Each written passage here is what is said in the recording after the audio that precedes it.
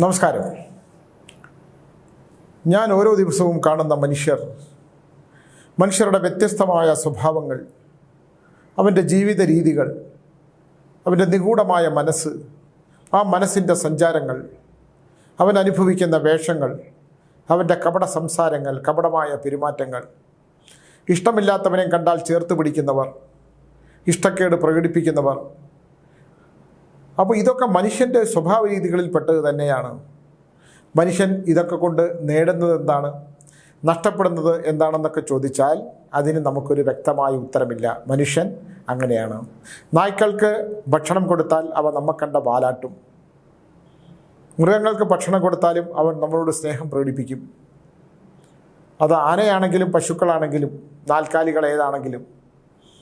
കുരങ്ങന്മാർക്ക് പക്ഷേ അങ്ങനെയില്ല. വാനരന്മാർ അവർക്ക് പണം കിട്ടിയാൽ, അവർക്ക് പഴം കിട്ടിയാൽ, അവരുടെ ഫലവർഗ്ഗങ്ങൾ ഭക്ഷണം കിട്ടിയാൽ അവർ ആ ഭക്ഷണത്തോട് മാത്രമേ ആർത്തി കാണിക്കത്തുള്ളൂ. അവർക്ക് നന്ദിയുണ്ടോ എന്നുള്ളതിനെക്കുറിച്ച് നമുക്കറിയില്ല. വാനരന്മാർ മനുഷ്യരുമായിട്ട് ബന്ധമുണ്ട്. ഡാർവിൻ്റെ പരിണാമ സിദ്ധാന്തമനുസരിച്ച് മനുഷ്യക്കുരങ്ങിൽ നിന്നാണ് മനുഷ്യനിലേക്കുള്ള ജൈത്രയാത്ര തുടങ്ങിയതെന്നും മനുഷ്യനായിട്ട് രൂപാന്തരം പ്രാപിച്ചതാണെന്നുള്ളതിൻ്റെ ഒരുപാട് തെളിവുകളും രേഖകളുമൊക്കെ ഉണ്ട്. മനുഷ്യനെ തിരിച്ചറിയാത്തൊരു കാലത്തിലൂടെ, മനുഷ്യൻ മൃഗങ്ങളെ തിരിച്ചറിയാത്ത കാലങ്ങളിലൂടെ, എന്നാൽ മൃഗങ്ങൾ മനുഷ്യരെ തിരിച്ചറിയുന്ന ഒരു കാലത്തിലൂടെയാണ് നമ്മൾ സഞ്ചരിക്കുന്നത്. ഞാനിത് പറയാനുള്ളതിൻ്റെ ഒരു പ്രധാന കാരണം, ഒരു വ്യവസായി എന്നെ ബന്ധപ്പെടുന്നു. തുണിക്കച്ചവടം ആണെന്ന് കരുതുക. ഇഷ്ടം പോലെ സ്വത്തുണ്ട്. അദ്ദേഹത്തിൻ്റെ ഭാര്യാപിതാവ് തുണിക്കച്ചവടം തുടങ്ങുന്ന കാലത്ത് തലയിൽ തുണി ചുമന്ന്, ജൗളിക്കട എന്ന് പറയും, ജൗളി, വീടുകളിലോളം കയറി ഇറങ്ങി നടന്ന് ആ തുണി വിറ്റ് സമ്പത്തുണ്ടാക്കി മക്കളെ, 4-5 പെൺമക്കളുണ്ട്, അവരെ എല്ലാം പഠിപ്പിച്ച് അവർക്കെല്ലാം ഭക്ഷണം കൊടുത്ത് ദൈവം കൊടുത്ത അവരുടെ സൗന്ദര്യം കൊണ്ട് അവർ ആരോഗ്യദൃഢമായിട്ടുള്ള സൗന്ദര്യമുള്ള പെൺകുട്ടികളായി, വിവാഹപ്രായമായി. അപ്പോൾ ഈ ജൗളിക്കടയിൽ നിന്ന് അദ്ദേഹം ഈ തലയിൽ തുണി ചുമന്നുകൊണ്ട് നടക്കുന്ന അവസ്ഥയിൽ നിന്ന് ഒരു ചെറിയ കടയെടുക്കും. ജൗളിക്കട എന്നാണ് പണ്ട് കാലത്ത് പറയാറ്. അങ്ങനെ ചെറിയ ഈ പലക നിരത്തി വെച്ച് ഒരു ഇടയ്ക്കൂടെ ഒരു കമ്പി കയറ്റിയിട്ട് അടയ്ക്കുന്ന കടയാണ്. അങ്ങനെ ചെറിയ കട തുടങ്ങി. അതിൻ്റെ വിശ്വസ്തമായിട്ടുള്ള കാര്യങ്ങൾ കണ്ട് അദ്ദേഹം ദേശം വിട്ടുപോയി തുണികളൊക്കെ എടുത്തുകൊണ്ട് വന്ന് കരുകയും തിരുപ്പൂരും അങ്ങനെയുള്ള തുണികൾ കിട്ടുന്ന സ്ഥലത്തും ഗുജറാത്തിലുമൊക്കെ പോയി പണം കിട്ടിയപ്പോൾ കുറച്ചുകൂടി അദ്ദേഹം ബെറ്ററായി. തുണിക്കട തുടങ്ങി ആൾക്കാരുടെ വിശ്വാസത നേടിയെടുത്ത് ഒരു വലിയ തുണിക്കടക്കാരനാകാനായിട്ടുള്ള അവസ്ഥയുണ്ടായി. അദ്ദേഹത്തിൻ്റെ കുട്ടികൾ പ്രായപൂർത്തിയായി, വിദ്യാഭ്യാസമായി. അങ്ങനെ നിൽക്കുമ്പോൾ ഇദ്ദേഹത്തിൻ്റെ കടയിലെ ഒരു ചെറുപ്പക്കാരൻ അതിലെ ഒരു പെൺകുട്ടിയുമായി, മൂത്ത പെൺകുട്ടിയാണെന്ന് കരുതുക, പ്രണയത്തിലായി. അതാരും അറിഞ്ഞില്ല. അദ്ദേഹം എവിടെ നിന്നോ ദേശം വിട്ട് വന്ന ഒരു ചെറുപ്പക്കാരനായിരുന്നു. അച്ഛനാരാണെന്നോ അറിയാത്ത, അമ്മ ആരാണെന്നറിയാത്ത ഒരു ചെറുപ്പക്കാരനാണെന്ന് വിചാരിക്കുക. പക്ഷേ ഇദ്ദേഹം ചെറിയ തലയിൽ തുണി ചുമന്ന് നടന്ന കാലഘട്ടം കഴിഞ്ഞ് സമ്പന്നതയിലേക്ക് വന്നപ്പോൾ സ്വാഭാവികമായിട്ടും അദ്ദേഹത്തിൽ ഒരു മനുഷ്യനുണ്ടല്ലോ, സമൂഹത്തിൽ അംഗീകരിക്കപ്പെടാവുന്ന തരത്തിലുള്ള ചില ബന്ധങ്ങളൊക്കെ ഉണ്ടായി. മകളെ നല്ലൊരു വ്യവസായിക്ക്, അല്ലെങ്കിൽ തന്നെ കച്ചവടം നിലനിർത്തുന്ന പാകത്തിലുള്ള ഒരാളെ വിവാഹം കഴിപ്പിക്കണം എന്നുള്ള അവസ്ഥ വന്നപ്പോൾ, അങ്ങനെ തോന്നലുണ്ടാക്കിയപ്പോൾ, സാധാരണ ബ്രോക്കർമാരൊക്കെ ഈ പെൺകുട്ടികൾ സുന്ദരിമാരായതുകൊണ്ട് തന്നെ വിവാഹ ആലോചനകളുമായിട്ടൊക്കെ വരുമ്പോൾ അദ്ദേഹത്തിന് ഈ പെൺകുട്ടി വിവാഹം കഴിപ്പിക്കാനായിട്ടുള്ള ചിന്തയുണ്ടാകുകയും തൻ്റെ മക്കളോട് പറഞ്ഞാൽ താൻ പറയുന്ന വരനെ വിവാഹം കഴിക്കും എന്ന ഈ അച്ഛൻ്റെ ധാരണ തെറ്റിച്ചുകൊണ്ട് മൂത്ത മകളെ വിളിച്ച്, ഞാൻ ഇങ്ങനെ ഒരു വിവാഹം ആലോചിക്കുകയാണ്, ഇത് ഇങ്ങനെ ഒരു മകൻ്റെ ഒരു എനിക്കറിയാവുന്ന വിദേശ ബന്ധമുള്ള ഒരാളുടെ ഒരു വിവാഹാലോചന നിനക്ക് വന്നിട്ടുണ്ട്, നീ ആ ചെറുപ്പക്കാരനെ ഞാൻ വരാൻ പറഞ്ഞിട്ടുണ്ട്, അവരുടെ വീട്ടുകാരും വരും, നീ അയാളെ വിവാഹം കഴിക്കണം എന്ന് പറഞ്ഞപ്പോൾ ആ പെൺകുട്ടി ആദ്യമായി, അച്ഛാ, ഞാൻ അച്ഛനെ ധിക്കരിക്കുകയാണെന്ന് കരുതരുത്, എനിക്ക് നമ്മുടെ കടയിൽ ജോലി നോക്കുന്ന ഇദ്ദേഹവുമായിട്ട്, ആ ചെറുപ്പക്കാരൻ്റെ പേര് പറഞ്ഞിട്ട് പറഞ്ഞു, എനിക്കൊരു ബന്ധമുണ്ട്, എനിക്കൊരു സൗഹൃദമുണ്ട്, നമ്മുടെ തമ്മിൽ സ്നേഹമാണ്. നടുങ്ങിപ്പോയി അച്ഛൻ എന്ന് പറയുന്നത്. അച്ഛനാരാണെന്നറിയാത്ത, അമ്മയാരാണെന്നറിയാത്ത, ദേശമാരാണെന്നറിയാതെ അഭയം തേടി വന്നപ്പോൾ അഭയം കൊടുത്ത ആ ചെറുപ്പക്കാരൻ തൻ്റെ സുന്ദരിയായ മകളെയും വിദ്യാസമ്പന്നയായ മകളെയും വിവാഹം കഴിക്കാൻ തീരുമാനിച്ചു എന്നറിയുമ്പോൾ വിവാഹം കഴിച്ചു കൊടുക്കണമെന്നും അവനെയാണ് എൻ്റെ മകൾ സ്നേഹിക്കുന്നതെന്ന് അറിഞ്ഞ് ഇയാൾ പൊട്ടിത്തെറിച്ചു. അതാണ് മനുഷ്യൻ. അയാൾക്ക് സഹിക്കാൻ പറ്റിയില്ല. വിവാഹബന്ധം തന്നെ. ഞാൻ ഒരിക്കലും അവനോട് നീ ജീവിതത്തിൽ ഒരിക്കലും കല്യാണം കഴിച്ചില്ലെങ്കിൽ പോലും നീ വീട്ടിൽ നിന്ന് പോയാൽ പോലും അവനോടൊപ്പം ഞാൻ നിന്നെ വിവാഹം കഴിച്ചയക്കില്ല എന്നുള്ള ദൃഢപ്രതിജ്ഞ എടുത്ത അയാൾ കോപാകുലനായി. പണ്ട് തെരുവുകൾ തോറും തലയിൽ തുണി ചുമന്ന് വിറ്റുകൊണ്ട് നടന്ന ജൗളിക്കടക്കാരനല്ല അദ്ദേഹം. അദ്ദേഹത്തിലെ പിതാവ് ഉണർന്നു, അദ്ദേഹത്തിലെ സമ്പന്നത ഉണർന്നു. എനിക്ക് വ്യക്തമായി ബോധ്യമുള്ളൊരു കാര്യമാണ്. അവിടെ ആ വീടൊരു കലാപഭൂമിയായി, ഇല്ലേ? സന്തോഷവും സമാധാനവും ശാന്തിയും നിറഞ്ഞു നിന്നിരുന്ന ആ വീടൊരു കലാപഭൂമിയായിട്ട് മാറി. അപ്പോഴാണ് ഈ വരുന്ന ചെറുപ്പക്കാരനാരാണ്? ഇദ്ദേഹവുമായിട്ട് ദൂരവ്യാപകമായി ബന്ധമുള്ള ഒരാൾ വിദേശത്തു നിന്ന് വരികയാണ്. അന്ന് സിംഗപ്പൂരും മലേഷ്യയും ഒക്കെ ബർമയും ഒക്കെ നാട് കടത്തപ്പെട്ട സ്ഥലത്ത് ഒളിച്ചോടി പോയിട്ട്, മലേഷ്യയിൽ എങ്ങാണ്ടാണ്, അതോ ശ്രീലങ്കയാണോ, ഏതോ ഒരു സ്ഥലത്ത് നിന്നാണ് അയാൾ വരുന്നത്. ചെറുപ്പക്കാരൻ, അവൻ വിദ്യാസമ്പന്നനാണ്, ഇന്നത്തെ കാലത്ത് MBA-കാരനാണ്, കാണാൻ സുന്ദരനാണ്. നമ്മളെ കടയിൽ നിൽക്കുന്ന ചെറുപ്പക്കാരനെ പോലെയല്ല, അഭയം തേടി വന്ന ചെറുപ്പക്കാരനെ പോലെയല്ല. നീ ആ വിവാഹം കഴിച്ചില്ലെങ്കിൽ ഞാൻ എൻ്റെ കടയ്ക്കുള്ളിൽ എൻ്റെ ജീവിതം ഒടുക്കും എന്ന് അച്ഛൻ പറയുന്നു. വീട് ഞാൻ പറഞ്ഞില്ലേ കലാപഭൂമിയായി. ആ ചെറുപ്പക്കാരൻ ഈ മകളെ കാണുന്നു, ഞാൻ വിവാഹം കഴിക്കാൻ തയ്യാറാണെന്ന് പറയുന്നു. എനിക്ക് ഇനി മറുതാശത്തേക്ക് ഞാൻ തിരിച്ചു പോകുന്നില്ല, ഞാൻ ഈ ബിസിനസ് നോക്കി ഞാൻ ഇവിടെ തന്നെ നിൽക്കുകയാണ്, ഞാൻ ഈ തുണിക്കട വിശാലമായ ഒരു കടയാക്കി മാറുകയാണ്, എനിക്ക് ബിസിനസ് മാനേജ്മെൻറ്റിൽ എനിക്ക് മാസ്റ്റർ ബിരുദമുള്ളതാണ്, അതുകൊണ്ട് ഞാൻ ഈ പെൺകുട്ടിയെ വിവാഹം കഴിച്ച് കുടുംബത്തെ മുഴുവൻ നോക്കിക്കോളാമെന്ന് പറഞ്ഞ് നിർബന്ധപൂർവം ഇയാളെ വിവാഹം കഴിപ്പിക്കണം. നിർബന്ധപൂർവ്വം. അത് സന്തോഷപരമായ ആ കല്യാണത്തിന് പോയവർ പറയുന്നത് ഒരു മരണ വീടിന് തുല്യമായ ഒരു വിവാഹമായിരുന്നു എന്നുള്ളതാണ്. എന്തായാലും ആ 4 മക്കളും ആ വിവാഹം കഴിഞ്ഞു. ആ വിവാഹം കഴിഞ്ഞ് ബാക്കിയുള്ള കുട്ടികളെ ഇയാൾ വിവാഹം കഴിപ്പിച്ചു.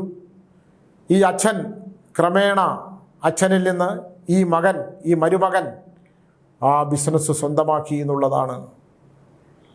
ഇളയ മകൾ മാത്രം അച്ഛൻ പറഞ്ഞ, ബാക്കി 2 പെൺകുട്ടികളും ഈ അച്ഛൻ പറഞ്ഞ് വിവാഹം കഴിച്ചില്ല. അവർ ഓരോ ചെറുപ്പക്കാരെ ഇഷ്ടപ്പെട്ട് കല്യാണം കഴിച്ചു. ഇളയ മകൾ മാത്രം, അച്ഛാ എനിക്കാരോടും ഇഷ്ടമില്ല, എനിക്ക് ആരെയും ഞാൻ സ്നേഹിക്കുന്നതുമില്ല, അച്ഛൻ്റെ പണം കണ്ട് സ്നേഹിക്കുന്നവരായിരിക്കും ഒരു പക്ഷേ, ഞാൻ അച്ഛൻ പറയുന്ന ചെറുപ്പക്കാരനെ വിവാഹം കഴിക്കാം. അപ്പോൾ വിവാഹം കഴിക്കാം എന്ന് പറഞ്ഞിട്ട് അച്ഛൻ പറഞ്ഞു, എനിക്ക് ഇനിയിപ്പോൾ അങ്ങനെ ഒരു ആഗ്രഹമില്ല, എൻ്റെ ജീവിത രീതിയും എൻ്റെ ജീവിതത്തിൽ എനിക്ക് തെറ്റിപ്പോയ അബദ്ധങ്ങളിലൂടെ. അപ്പോഴത്തേക്ക് ഈ മൂത്ത മരുമകൻ അവിടെ പിടിമുറുക്കി. അച്ഛൻ്റെ പണ്ടുകാലം മുതൽ തുണിയെടുത്തുകൊണ്ടിരുന്ന വ്യവസായികളെയൊക്കെ പുള്ളി ഉപേക്ഷിച്ചു. അത്യന്താധുനികമായിട്ടുള്ള ഇന്നത്തെ യങ്സ്റ്റേഴ്സിന് വേണ്ട വസ്ത്രങ്ങളിലേക്ക് പുള്ളി ചൂടുമാറ്റി. സാമ്പത്തികമായിട്ടുള്ള അവിടെ വർഷങ്ങളായിട്ട് കണക്കെഴുതിക്കൊണ്ടിരിക്കുന്ന ആളെ മാറ്റി കമ്പ്യൂട്ടറൈസ്ഡാക്കി. വ്യവസായം പുരോഗമിപ്പിച്ചു. ആ പഴയ ആൾക്കാർ എന്ന് പറഞ്ഞാൽ തടി വെച്ച് അളന്ന് കൊടുക്കുന്നവരെയൊക്കെ മാറ്റി കടയങ്ങ് മോടി പിടിപ്പിച്ചു. അടുത്തുള്ള ആൾക്കാർക്ക് പണം കൊടുത്തെല്ലാം മേടിച്ചു. ഈ യഥാർത്ഥത്തിലുള്ള ആ വസ്ത്രക്കച്ചവടക്കാരൻ പിന്തള്ളപ്പെട്ടു.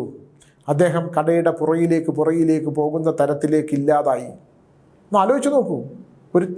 ഒരാൾ ആ മകളുടെ ജീവിതം സുന്ദരമായിരുന്നോ സുഖമാണോ എന്ന് ചോദിച്ചാൽ അതിന് മറുപടി ഒന്നും ആ പെൺകുട്ടി പറയാറില്ല എന്നാണ് എന്നെ ബന്ധപ്പെട്ട ആൾ പറഞ്ഞത്. എന്തായാലും ഞാൻ ഇയാളെ കാണുമ്പോൾ ഇയാൾ തുണിക്കച്ചവടത്തിൽ ഒരു പ്രഗത്ഭനായിട്ടുള്ള പ്രശസ്തനായിട്ടുള്ള അതിമിതമായ സമ്പത്തുള്ള തൻ്റെ ശരികൾ മാത്രം ശരികളാണെന്ന് വിശ്വസിക്കുന്ന ഒരാൾ. ഇദ്ദേഹത്തിൽ നിന്ന് അയാൾക്ക് പെൺകുട്ടികളുണ്ടായി. മറ്റുള്ളവരെ ആ ഇടയുള്ള ആൾക്കാരെ കൂടെ ഇയാൾ ഇങ്ങോട്ട് വിലക്കെടുത്തു. ഇളയ പെൺകുട്ടി മാത്രം, അച്ഛൻ പറഞ്ഞ പെൺകുട്ടി വിവാഹം കഴിച്ചവർ മാത്രം ആ തുണിക്കടയിൽ നിന്ന് മാറി ഒരു ചെറിയ തുണിക്കടയെടുത്ത് അവർ ആ ബിസിനസ്സുമായിട്ട് മുമ്പിലോട്ട് പോയി. ഈ അച്ഛൻ മാത്രം, അച്ഛൻ്റെ ആ പഴയ വിശ്വസ്തമായിട്ട് മാത്രം, അദ്ദേഹത്തിൻ്റെ ഒരു പഴയ തയ്യൽ മെഷീൻ ഉണ്ടായിരുന്നു. അദ്ദേഹം ഈ സ്വത്തും ഈ തുണിക്കടയും ആ ബിസിനസ്സും കാര്യങ്ങളൊക്കെ വിട്ടിട്ട് അദ്ദേഹത്തിന് ആദ്യമുണ്ടായിരുന്ന ആ പഴയ തയ്യൽ മെഷീനുമായിട്ട് അദ്ദേഹം ഒതുങ്ങിക്കൂടി. ഒന്ന് ആലോചിച്ച് നോക്കും, നമ്മളൊരു ജീവിതത്തിൻ്റെ ഒരു വലിയ വ്യത്യാസമാണ് ഈ കാണുന്നത്. അദ്ദേഹം ഒരു ദിവസം ചെല്ലുമ്പോൾ ഈ അച്ഛൻ ആ തയ്യൽ മെഷീൻ്റെ പുറത്ത് മരിച്ചിരിക്കുന്നതാണ് കണ്ടത്.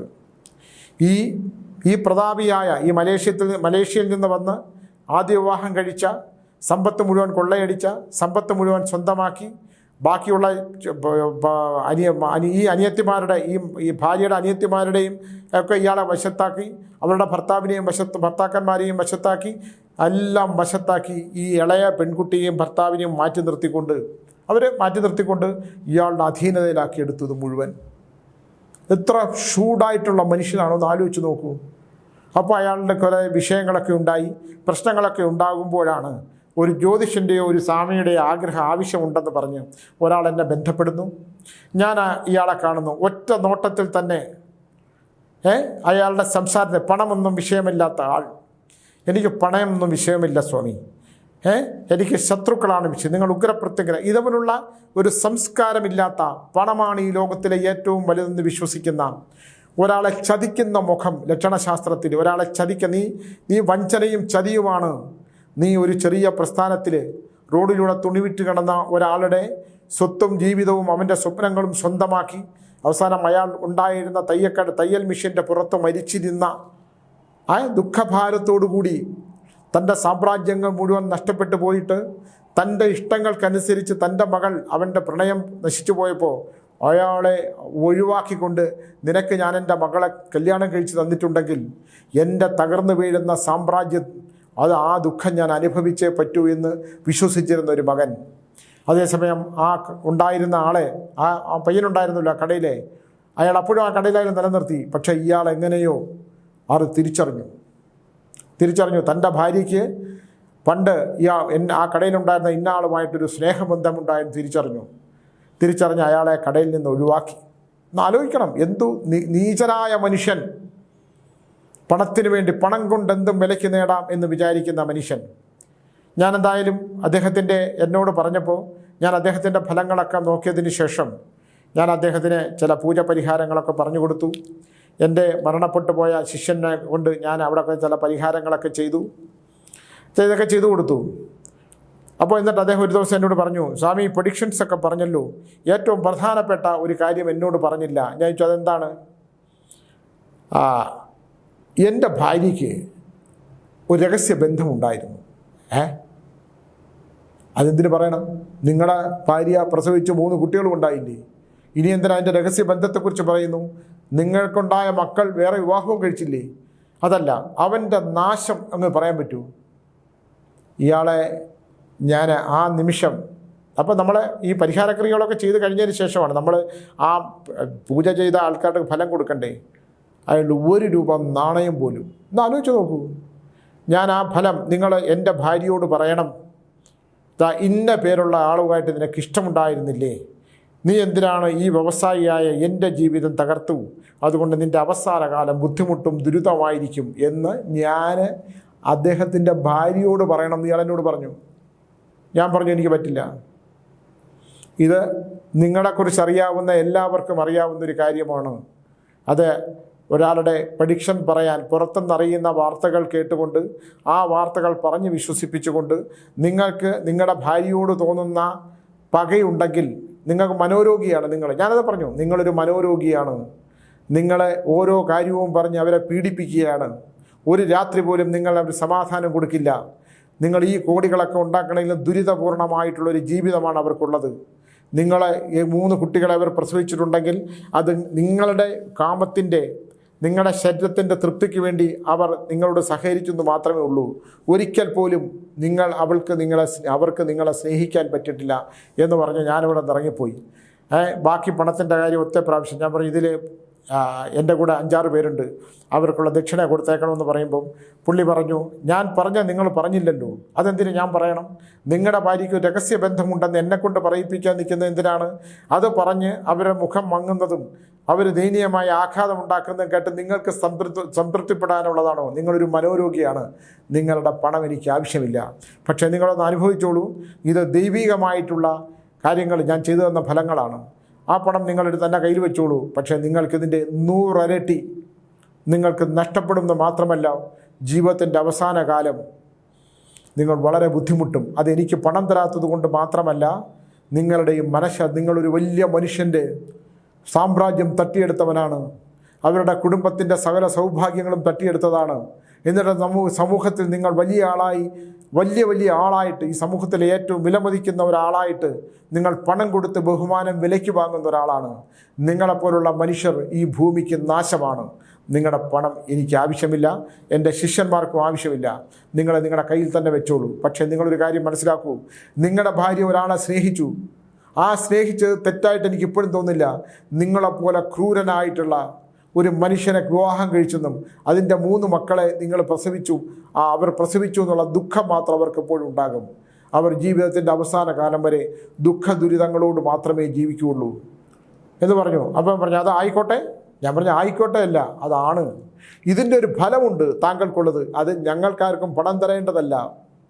അല്ലേ, പൂജ പരിഹാരങ്ങൾ കൊടുക്കുന്ന ദക്ഷിണയല്ല ഇതിനകത്തുള്ള വിഷയം. നിങ്ങൾ അവരുടെ ആ ജൗളിക്കട നടത്തി ആ മനുഷ്യൻ്റെ വേദന, അവസാനം ആ തയ്യൽ മിഷ്യൻ്റെ പുറത്ത് ചാരിയിരുന്ന്, താനൊന്നോ ഉപേക്ഷിച്ചു പോയ ആ തയ്യൽ മിഷ്യൻ്റെ പുറത്ത് ചാരിയിരുന്ന് മൃത്യു വരിച്ചില്ലേ, മരണത്തിന് കീഴടങ്ങിയില്ലേ, മനോദുഃഖപ്പെട്ട് അയാൾ മരിച്ചില്ലേ, അയാളുടെ ബിസിനസ് സാമ്രാജ്യം മുഴുവൻ തട്ടിയെടുത്തില്ലേ, എല്ലാവരെയും സ്വന്തമാക്കിക്കൊണ്ട് താങ്കൾ സ്വന്തമായി സാമ്രാജ്യം ഉണ്ടാക്കിയില്ലേ. ഇതൊന്നും തന്നെ താങ്കൾക്ക് അനുഭവിക്കാൻ പറ്റില്ല. താങ്കൾക്കത് മനസ്സിലാക്കുന്നൊരു കാലമുണ്ടാകും. ദൈവം അങ്ങനെയാണ്. മുകളിലേക്ക് പോകുന്ന ശ്വാസം താഴേക്ക് വന്നാൽ മാത്രം അത് ദൈവം വിചാരിക്കണം നീ അടുത്ത നിമിഷം ജീവിക്കണമോ എന്ന്. അധികാരത്തിനും പണത്തിനും സ്വത്തും സമ്പാദ്യവും ഒക്കെ നിങ്ങൾ വാങ്ങിക്കൂട്ടുമ്പോൾ വയറിലൊരു ദഹനഗ്രന്ഥി ഒന്ന് തെറ്റിയാൽ മതി, നിങ്ങളുടെ വയറൊന്ന് ബന്ധിച്ചാൽ മതി, ഒരു ആഭിചാരം കൊണ്ട് വയറ് ബന്ധനത്തിലായാൽ മതി, നിങ്ങളുടെ ശരീരത്തിൻ്റെ സകല ചലനങ്ങളും നിലച്ചു പോകാൻ അത് മാത്രം മതി. ബോധത്തിലുണ്ടാകുന്ന ചെറിയൊരു നീർവീക്കം മതി ഈ ഉണ്ടാക്കിയത് മുഴുവൻ സ്തംഭിച്ചു പോകാൻ. ഏത് സുഗന്ധമുള്ളത് കഴിച്ചാലും, സുഗന്ധവും മധുരമുള്ളത് കഴിച്ചാലും, ഇത് ഉദരത്തിലേക്ക് ചെന്ന് കഴിഞ്ഞാൽ അത് ദുർഗന്ധമായിട്ട് അതിൻ്റെ അവശിഷ്ടം പുറത്തേക്ക് പോകുന്നൊരു പ്രക്രിയയുണ്ട് ശരീരത്തിന്. ആ കഴിക്കുന്ന ഭക്ഷണത്തിന് നന്മയില്ലെങ്കിൽ, ഞാൻ പറഞ്ഞില്ലേ, ഏതും സുഗന്ധമുള്ളത് മധുരമുള്ളത് ഇതെല്ലാം തന്നെ ഈ ശരീരത്തിൽ ദഹിക്കണം. നിങ്ങൾ ഈ കഴിക്കുന്ന ഭക്ഷണവും ആ ഒരു മനുഷ്യൻ തലയിൽ ചുമടെടുത്ത് നടന്ന് തുണി ഉണ്ടാക്കി തൻ്റെ മക്കളെ വളർത്തിയെടുത്തൊരു പ്രസ്ഥാനമുണ്ടാക്കിയയാൾ, പിന്നെ തയ്യൽ മിഷ്യൻ്റെ മുഖത്ത് നെറ്റിയിൽ തലചായ്ച്ചിരുന്ന മുഖം വെച്ച് മരിച്ചുപോയ ആ മനുഷ്യൻ്റെ ദുഃഖമില്ലേ, ആ ദുഃഖത്തിന് നിങ്ങളൊരു മനോരോഗിയാണ് മനുഷ്യ, നിങ്ങളിതിന് വലിയ വില കൊടുക്കേണ്ടി വരും എന്ന് പറഞ്ഞിട്ട് ഞാൻ അവിടുന്ന് പോയി. ഈ അടുത്ത കാലത്ത് ഞാൻ അദ്ദേഹത്തെക്കുറിച്ചിട്ടുള്ള ഒരുപാട് വാർത്തകൾ കേട്ടതിലൊന്ന്, ഇദ്ദേഹം വലിയ സമ്പന്നനായല്ലോ, വളരെ സമ്പന്നനായി ഈ അക്കൗണ്ട്സൊക്കെ ഉണ്ടാക്കി അവിടെ വിശ്വസ്തയായ ഒരു സ്ത്രീയോ പുരുഷനോ ആരാണ്ട് ഉണ്ടായിരുന്നു അത്രേ. അദ്ദേഹം പിന്നെ എന്തൊക്കെ ദുർബലമായ വികാരങ്ങൾ ഉണ്ടായിരുന്നു എന്നതിനെക്കുറിച്ചൊക്കെ ഒരുപാട് കഥകളുണ്ട്. നമ്മളിപ്പോൾ അതിലേക്കൊന്നും പോകേണ്ട ആവശ്യമില്ല. പക്ഷെ ദൈവം കൊടുക്കുന്ന ശിക്ഷ എന്ന് പറയുന്നുണ്ടല്ലോ, മനസ്സ്, ശരീരം, കർമ്മം, ദാമ്പത്യം, സാമ്പത്തികം, അവൻ്റെ ഭാവി കാല വർത്തമാനകാലം, അവൻ്റെ ഭൂതകാലത്തിൽ നിന്ന് വർത്തമാനകാലവും വർത്തമാനകാലത്തിൽ നിന്ന് ഭാവിയിലേക്കുള്ള അവൻ്റെ യാത്രയുണ്ടല്ലോ. സാമ്രാജ്യങ്ങൾ വെട്ടിപ്പിടിക്കുമ്പോൾ, ധനം ഇഷ്ടം പോലെ ഉണ്ടാക്കുമ്പോൾ, അധികാരം കയ്യിലുള്ളപ്പോൾ, അധികാരത്തിൻ്റെ ചെങ്കോൽ കയ്യിലുള്ളപ്പോൾ, ഇരിപ്പിടം കയ്യിലുള്ളപ്പോൾ, സിംഹാസനങ്ങൾ കയ്യിലുള്ളപ്പോൾ മനുഷ്യൻ മറന്നു പോകുന്ന അഹങ്കാരം, മനുഷ്യൻ മറന്നിട്ട് അവനിൽ കത്തിജ്വലിക്കുന്ന അഹങ്കാരം, ജ്വലിച്ചു നിൽക്കുന്ന അഹങ്കാരത്തിൽ അവൻ മനുഷ്യത്വം മറന്നു പോവും. അവനെന്ത് ചെയ്യുമെന്നറിയാമോ? മറ്റൊരു കാര്യം കൂടിയുണ്ട്. ആദ്യത്തെ ഭാര്യയെ സ്നേഹിച്ചിരുന്നു എന്ന് വിശ്വസിച്ചിരുന്ന ആ ചെറുപ്പക്കാരനെ ഗുണ്ടകളെ വിട്ട് കൈകാലുകൾ തല്ലി ഓടിച്ചു. ഒന്ന് ആലോചിച്ച് നോക്കും. മറ്റെന്തോ ഒരു ഉത്സവത്തിന് ഒരു വഴക്ക് മനഃപൂർവ്വം ഉണ്ടാക്കി അയാളെ ആക്രമിച്ചു. അയാൾ എഴുന്നേക്കാൻ പറ്റാതെ കിടക്കയിലാണ്. അങ്ങനെയുള്ള നീചമായ മനുഷ്യരുടെ ലോകം അല്ലേ? ഇവരൊക്കെ മനുഷ്യരാണോ? ഞാനിങ്ങനെ ആലോചിക്കുകയാണ്. സമൂഹത്തിൽ രാഷ്ട്രീയ പാർട്ടികളുമായിട്ട് ബന്ധമുണ്ട്, മന്ത്രിമാരുമായിട്ട് ബന്ധമുണ്ട്, സിനിമാക്കാരുമായിട്ട് ബന്ധമുണ്ട്.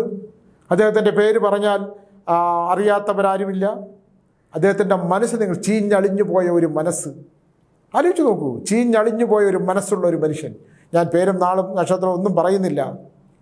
ഇങ്ങനെയുള്ള ഒരു മനുഷ്യർ ഈ ഭൂമിയിലുണ്ട്. എൻ്റെ രുദ്രസിംഹാസനം എന്ന് പറയുന്ന സിനിമയിലെ ശിവതാണു എന്ന് പറയുന്ന ഒരു കഥാപാത്രത്തിന് ഞാൻ സൃഷ്ടിച്ചിട്ടുണ്ട്. നെടുമുടി വേണു അവതരിപ്പിച്ച ഒരുപാട് അവാർഡുകളൊക്കെ മേടിച്ചൊരു കഥാപാത്രമാണ് എൻ്റെ രുദ്രസിംഹാസനം എന്ന് പറയുന്ന ആ നോവലിലെ കഥാപാത്രമാണ്. മനുഷ്യത്വമില്ലാത്ത മനുഷ്യൻ, സ്വന്തം മകൻ്റെ ശവം തൂങ്ങി നിൽക്കുമ്പോൾ അതിൻ്റെ താഴെയിരുന്ന് മദ്യപിക്കുന്ന മനുഷ്യൻ. നീ എന്നെ തോൽപ്പിച്ചു കളഞ്ഞു എന്ന് നീ വിചാരിക്കുന്നുണ്ടെങ്കിൽ ഞാൻ തോറ്റിട്ടില്ല മകനെ എന്ന് പറഞ്ഞ് തൂങ്ങി നിൽക്കുന്ന മകൻ്റെ ശവശരീരത്തിന് താഴെയിരുന്ന് മദ്യപിക്കുന്ന ശിവതാണു എന്ന് പറയുന്ന കഥാപാത്രം എനിക്ക് ചുറ്റും ഞാൻ പലപ്പോഴും കാണുന്നുണ്ട്. ഏറ്റവും അവസാനമായിട്ട് അറിഞ്ഞൊരു പത്രവാർത്ത ഞാൻ കണ്ടതും അറിഞ്ഞതും, അന്ന് പണം തരാതെ പണം കൊടുക്കേണ്ട ആവശ്യമില്ല, കാരണം ഞാൻ വിവാഹം കഴിച്ച ഭാര്യയ്ക്ക് ഒരു കാമുകനുണ്ട് എന്നും ആ കാമുകൻ കാരണം എൻ്റെ ദാമ്പത്യത്തിന് പ്രശ്നമുണ്ടായി എന്നും ഭാര്യയോട് പറയാത്തത് കൊണ്ട് ഞാൻ പരിഹാരക്രിയ ചെയ്തു കൊടുത്ത് എൻ്റെ ബാക്കി പണം തരാത്ത ആ മനുഷ്യനിൽ നിന്ന് അതിൻ്റെ എത്രയോ ഇരട്ടി പണവുമായിട്ട് അവിടുത്തെ ഒരു സ്ത്രീയോ പുരുഷനോ ആ കണക്ക് നോക്കുന്ന അയാൾ മുങ്ങിക്കളഞ്ഞു. പത്രവാർത്ത ഉണ്ടായിരുന്നു, പിന്നെ ഞാൻ അറിയുകയും ചെയ്തു. കണ്ടില്ലേ? അപ്പം നമുക്ക് പണം തരാത്തോണ്ടല്ലോ, അയാളുടെ കർമ്മത്തിൻ്റെ, നമ്മൾ ചെയ്യുന്ന ഓരോ കർമ്മത്തിനും ഈശ്വരൻ കാണും. നമുക്ക് മോഷ്ടിക്കാം, മറ്റൊരാളെ വഞ്ചിക്കാം, ചതിക്കാം, പറ്റിക്കാം, ഇതെല്ലാം ചെയ്യാം. പക്ഷേ ഈശ്വരൻ കാണുന്ന ഈശ്വരൻ്റെ കണക്ക് പുസ്തകത്തിൽ അത് രേഖപ്പെടുത്തും. ശൈശവ, ബാല്യ, കൗമാരം, യൗവനം, വാർദ്ധക്യം, മരണം കഴിഞ്ഞുള്ള മരണാനന്തര ജീവിതവും കഴിഞ്ഞ് പൂർവ്വജന്മത്തിലേക്ക് വരുമ്പോൾ നീ പൂർവ്വജന്മത്തിൽ ജീവിച്ചിരുന്ന കർമ്മഫലങ്ങൾ നോക്കി നീ ജനിക്കപ്പെടുന്നത് രാജാവായിട്ടാണോ ജനിക്കേണ്ടത്, അല്ലെങ്കിൽ നീ യാചകനായിട്ടാണോ ജനിക്കേണ്ടത്? കാലയവനികക്കുള്ളിലേക്ക് നീ മറയുമ്പോൾ നീ സ്റ്റേജിൽ ആടിപ്പോയ വേഷം എന്താണ്, നീ എന്തൊക്കെയാണ് ചെയ്തു കൂട്ടിയിട്ട് പോയത് എന്നുള്ളൊരു സത്യമുണ്ടല്ലോ. അതൊരു സത്യമുണ്ട്. ഞാനിത് പറഞ്ഞത് എൻ്റെ മുമ്പിൽ നടക്കുന്ന, എൻ്റെ മുമ്പിൽ കാണുന്ന മനസ്സാക്ഷിയില്ലാത്ത മനുഷ്യർ, പണം കൊണ്ട് എന്തും നേടാമെന്ന് വിചാരിക്കുന്നവർ, മറന്നു പോകുന്നവർ, ഒരാളൊരു നന്മ ചെയ്താൽ സ്മരണയില്ലാത്തവർ, ആ നന്മ ഊറ്റിക്കുടിച്ചുകൊണ്ട് അവൻ്റെ കയ്യിൽ പണമില്ലാതെ വന്നാൽ തിരിഞ്ഞു നടക്കുന്നവർ, മറ്റുള്ളവർ അധ്വാനിച്ചു ഉണ്ടാക്കുന്ന പണം കൊണ്ട് തട്ടിയെടുത്തിട്ട് അവനെ പുറംകാല് കൊണ്ട് അടിക്കുന്നവർ, അല്ലേ? ഭയങ്കര പണമില്ലാത്തത് കൊണ്ട് അച്ഛനമ്മമാരെ തള്ളിപ്പറയുന്നവർ ഒരുപാട് ദയനീയത തോന്നും. അച്ഛനെ തള്ളിപ്പറയുന്നവർ, അമ്മയെ തള്ളിപ്പറയുന്നവർ, വളരെ ദോഷകരമായിട്ടുള്ള. എനിക്കറിയാവുന്ന ഒരു സംഭവമുണ്ട്. ഞാൻ ഒരാൾ അവളെ അച്ഛനെയും അമ്മയും നോക്കിയില്ല, തിരിഞ്ഞു നോക്കിയില്ല. മകനെ കാണണമെന്ന് ആഗ്രഹിച്ച് അമ്മ മരിച്ചു. ആ മകനെ അവസാനമൊന്ന് കാണണമെന്ന് പറഞ്ഞ് അയാൾ വന്നില്ല. അച്ഛൻ അതിനേക്കാൾ ദയനീയമായി മരിച്ചു. മരണത്തിന് മുമ്പ് ഈ അച്ഛൻ പറഞ്ഞു, എനിക്ക് എൻ്റെ മകനെ ഒന്ന് കാണണം. അയാളെ പലരും പോയി അന്വേഷിച്ചു, അയാൾ വന്നില്ല. അയാളുടെ 2 മക്കളിൽ ഒരാൾ അടുത്ത കാലത്ത് അപകടത്തിൽ മരിച്ചു. മറ്റേ മകൾ ഉത്തമമായ ഒരു ദാമ്പത്യം, ഇഷ്ടമുള്ള ചെറുപ്പക്കാരനെ വിവാഹം കഴിച്ചിട്ട് വിവാഹബന്ധം വേർപ്പെടുത്തിയിട്ട് അച്ഛൻ്റെ സുഹൃത്തിനോടൊപ്പം ഒളിച്ചോടിപ്പോയി. അയാൾ തകർന്നു പോയി എന്നാണ് പറയുന്നത്. അയാൾ തകർന്നേ പറ്റൂ. കാരണം എന്താണ്? സ്വന്തം സൃഷ്ടിച്ച അച്ഛൻ്റെയും അമ്മയുടെയും ജീവിതത്തിൻ്റെ അവസാന കാലം തിരിഞ്ഞു നോക്കാത്ത മക്കൾക്ക്, സ്വന്തം മക്കളിൽ നിന്ന് വരുന്ന പാഠം, മക്കൾ കൊടുക്കുന്ന ദുരിതം, ദുഃഖം, ഇത് എൻ്റെ മുമ്പിലുള്ളതാണ്. അച്ഛനമ്മമാരെ സ്നേഹിക്കാത്ത, അച്ഛനമ്മമാരെ തിരിച്ചറിയാത്ത, എന്നെ 10 മാസം ചുമന്ന് പ്രസവിച്ചതാണെന്ന് തിരിച്ചറിയാത്ത, എനിക്കൊന്ന് തളർന്നു പോകുമ്പോൾ എന്നെ നെഞ്ചോട് ചേർത്ത് കൊടുത്തുകൊണ്ട് ഡോക്ടർ അടുക്കിലേക്ക് ഓടിപ്പോകുന്ന ആ അച്ഛനെ ബാസ്റ്റഡ് എന്ന് വിളിക്കുന്ന മക്കൾ, ആ ബാസ്റ്റഡ് അവിടെ ഉണ്ടോ എന്ന് വരെ ചോദിച്ചു. ഞാൻ മുറിയിൽ നിന്ന് ഇറക്കി വിട്ടു. ആ ബാസ്റ്റഡ് ഇപ്പോൾ വരാറുണ്ടോ സ്വാമി? ഒന്ന് ആലോചിച്ച് നോക്കണം. അച്ഛൻ ബാസ്റ്റഡ്, അച്ഛനെ തന്തയില്ലാത്തവനെന്ന് വിളിക്കുമ്പോൾ ആ അച്ഛൻ ഉണ്ടായിട്ടാണ് നീ ഉണ്ടായതെന്നും തിരിച്ചറിയാതെ പോകുന്ന ഇങ്ങനെ ബാസ്റ്റഡിൻ്റെ മക്കൾ. എനിക്ക് വെറുപ്പാണ് സത്യം പറഞ്ഞാൽ. ഇത്തരം കാര്യങ്ങൾ കേട്ട് എൻ്റെ മനസ്സ് മരവിച്ചു പോവുകയാണ്. ഞാൻ DNA-യിൽ വന്ന് എന്തിനാണ് എനിക്ക് ചുറ്റും നടക്കുന്ന ഇത്തരം കഥകൾ പറയുന്നത് എന്ന് ഞാൻ ചിന്തിക്കാറുണ്ട്. ഞാൻ കഴിഞ്ഞ ദിവസം ടീച്ചറിനോട് പറഞ്ഞു, ഞാൻ ഈ പരിപാടി അങ്ങ് നിർത്തിയാലെന്ന് ആലോചിക്കുകയാണ്. എനിക്ക് സഹിക്കാനും താങ്ങാനും പറ്റാത്ത ദുഃഖമാണ്. ഈ അടുത്ത കാലത്ത് സരസ്വതി അമ്മ എന്ന് പറയുന്ന ഒരു സ്ത്രീ എന്നെ പലപ്പോഴായിട്ട് വിളിച്ചിട്ട് പറഞ്ഞു, മക്കൾ 3-4 പേരെല്ലാം വിദേശത്താണ് സ്വാമി, ഈ സ്വത്തും പണമെല്ലാം ഇവിടെ കിടപ്പുണ്ട്, എനിക്കവർ പണം അയച്ചു ഒരാളെ ഇവിടെ നിർത്തുന്നുണ്ട്, അവളുടെ പീഡനം കൂടെ ഞാൻ സഹിക്കേണ്ടി വരുവാണ്. ഞാൻ എന്തിനാണ് സ്വാമി, എൻ്റെ മരണസമയം ഒന്ന് അറിയിക്കാമോ സ്വാമി, എനിക്ക് മരിക്കാൻ ഭയമാണ്. എൻ്റെ കൊച്ചുമക്കളെ ഞാൻ കണ്ടിട്ട് പോലുമില്ല, ഒരമ്മയുടെ ദയനീയമായ ഒരവസ്ഥ. ഭർത്താവ് ദുഷ്ടനാണെങ്കിലും ഒന്ന് ജീവിച്ചിരിക്കണം, നല്ലതാണ് സ്വാമി. അയാൾ എന്നെ സ്നേഹിച്ചിട്ടില്ല, ഞാൻ പിന്നെ അയാൾ മദ്യപാനിയാണെങ്കിലും ഞാൻ അയാൾക്കെല്ലാം വെച്ച് വിളമ്പി കൊടുത്ത് ഈ മക്കളെയൊക്കെ പഠിപ്പിച്ചൊരു നിലയിലാക്കി. ഇപ്പം ഞാൻ അയാളുടെ ഫോട്ടോയിലേക്ക് നോക്കി എൻ്റെ കണ്ണീരൊഴുക്കും. ഞാൻ ചോദിക്കും, നിങ്ങൾ എന്തിനാണ് എന്നെ ഈ ഭൂമിയിൽ ഒറ്റയ്ക്കാക്കിയിട്ട് പോയതെന്ന്. ആ ദുഃഖത്തിന് തന്നെ ജീവിതകാലം മുഴുവൻ വേദനിപ്പിച്ച് പീഡിപ്പിച്ച് 4 മക്കളെയും തന്ന് ആ പോയ മനുഷ്യൻ്റെ ചിത്രത്തിലേക്ക്, ഫോട്ടോയിലേക്ക്, നിറം മങ്ങിയ ഫോട്ടോയിലേക്ക് നോക്കി അമ്മ ചോദിക്കുന്നു, സരസ്വതി അമ്മ, നിങ്ങൾ ഇന്ന് ജീവിച്ചിരുന്നെങ്കിൽ മതിയായിരുന്നു. എനിക്ക് നിങ്ങളെ കണ്ട് 4 വർത്തമാനമെങ്കിലും പറഞ്ഞുകൊണ്ടിരിക്കാമല്ലോ. ഈ ഏകാന്തമായ ഈ മുറിയിൽ എനിക്കൊരു പരിചയമില്ലാത്ത പണത്തിന് വേണ്ടി എന്നെ നോക്കി വരുന്ന ഒരു ആയയുടെ, ഒരു സ്ത്രീയുടെ പീഡനം പോലും ഞാൻ സഹിക്കേണ്ടി വരുന്നല്ലോ ഈശ്വര. എന്നെ ദൈവം വിളിക്കുന്ന സമയം എപ്പോഴാണ് സ്വാമി എന്നോട് ചോദിച്ച സരസ്വതി അമ്മ ഒരാഴ്ചയ്ക്ക് മുമ്പ് കട്ടിലിൽ മരിച്ചു കിടന്നതായിട്ട് ഞാൻ അറിഞ്ഞു. വേദനകൾ മാത്രമാണ് ഞാൻ കേൾക്കുന്നത്. ആ വേദനിപ്പിക്കുന്ന അനുഭവങ്ങളുമായിട്ട് ഇതെന്തിനാണ് ഞാനിങ്ങനെ പറയുന്നത് എന്ന് എനിക്ക് ബുദ്ധിമുട്ടാണ്. അതുകൊണ്ട് DNA പ്രോഗ്രാമിലൂടെ ഇത്തരം വേദനിപ്പിക്കുന്ന കഥകൾ അവതരിപ്പിക്കുന്നതും അല്ലെങ്കിൽ ഈ ഭൂമിയിലെ പ്രപഞ്ചശക്തികൾക്കപ്പുറത്തുള്ള നിഗൂഢമായ സത്യങ്ങൾ ഒളിച്ചിരിക്കുന്ന ഇരുട്ടിൽ നിഴൽ പോലെ സഞ്ചരിക്കുന്ന പ്രേതാത്മാക്കളുടെ കഥകളുമൊക്കെ ആയിട്ട് ഞാൻ എന്തിനാണ് അന്ധവിശ്വാസം വളർത്തുന്ന മറ്റൊരാളായിട്ട് ഇങ്ങനെ വരുന്നതെന്ന് ഞാൻ ചിന്തിക്കാറുണ്ട്. എന്തായാലും എൻ്റെ മനസ്സ് ഇപ്പോൾ നിലവിൽ ഞാനിങ്ങനെ പറയുകയാണ്. എനിക്ക് നിങ്ങളോട് DNA പ്രേക്ഷകരെ എന്നെ സംബന്ധിച്ചിടത്തോളം മറ്റാരുമല്ല, എനിക്ക് പ്രിയപ്പെട്ടവർ തന്നെയാണ്. സ്വാമി ഇനിയും കഥ പറയണം എന്ന് പറയുമ്പോൾ എന്നെ വിളിക്കുന്ന നിരവധി പേർക്ക് വേണ്ടിയിട്ട് എനിക്കാവുന്നിടത്തോളം കാലം എഴുന്നേറ്റ് വന്ന് ഇവിടെ വന്ന് ഇത്തരം കഥകൾ പറയാൻ, ഈ വേദനിപ്പിക്കുന്ന കഥകൾ, നിഗൂഢമായ പ്രേതാനുഭവങ്ങളും പറയാൻ പറ്റുന്നിടത്തോളം കാലം പറയുമെന്ന് പറഞ്ഞുകൊണ്ട് നിർത്തുന്നു. നമസ്കാരം.